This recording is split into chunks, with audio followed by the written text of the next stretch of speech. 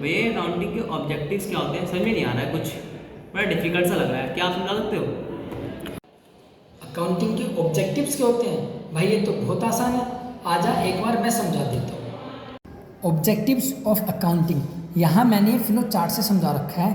पहले आपको एक्सप्लेन करता हूँ, फिर फ्लो चार्ट से समझाता हूँ।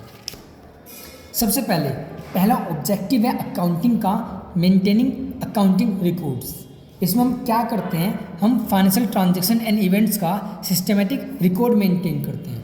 ये फाइनेंशियल ट्रांजैक्शंस एंड इवेंट्स क्या होती हैं? जो भी ट्रांजैक्शन एंड इवेंट्स बिजनेस से रिलेटेड होती है और जिसको मैं मनी में एक्सप्रेस कर सकता हूँ, उसको हम फाइनेंशियल ट्रांजैक्शन एंड इवेंट्स बोलते हैं। दूसरा ऑब्जेक्टिव है डिटरमाइनिंग प्रॉफिट एंड लॉस। तो अकाउंटिंग का ऑब्जेक्टिव है बिजनेस का प्रॉफिट एंड लॉस निकालना। ये मैं कैसे निकालता हूँ? ट्रेडिंग अकाउंट बनाकर, प्रॉफिट एंड लॉस अकाउंट बनाकर, जिसको मैं इनकम स्टेटमेंट भी बोलता हूँ। तीसरा determining financial position of the business.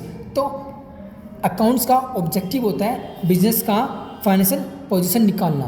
Financial position में कैसे निकालता हूँ? बैलेंस शीट बनाकर। Fourth facilitating management. तो चौथा ऑब्जेक्टिव है अकाउंटिंग का मैनेजमेंट को हेल्प करना।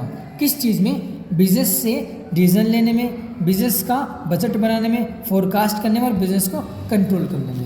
Fifth providing accounting information to users. तो अकाउंटिंग का अनदर ऑब्जेक्टिव है यूजर्स को अकाउंटिंग इन्फॉर्मेशन प्रोवाइड करना। यूजर्स चाहे वो इंटरनल हो चाहे एक्सटर्नल हो। इससे क्या होता है? यूजर्स को हेल्प होती है डिसीजन लेने में। लास्ट ऑब्जेक्टिव है अकाउंटिंग का protecting business assets. Okay, so another objective of accounting is to have records of assets own by business.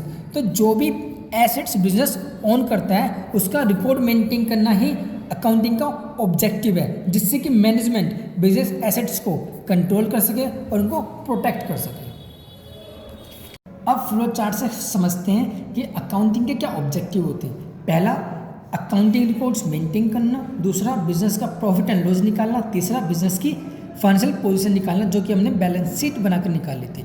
Management को हेल्प करना, facilitating the management, providing accounting information to users ताकि users अच्छे से decision ले सके और business की assets को प्रोटेक्ट करना।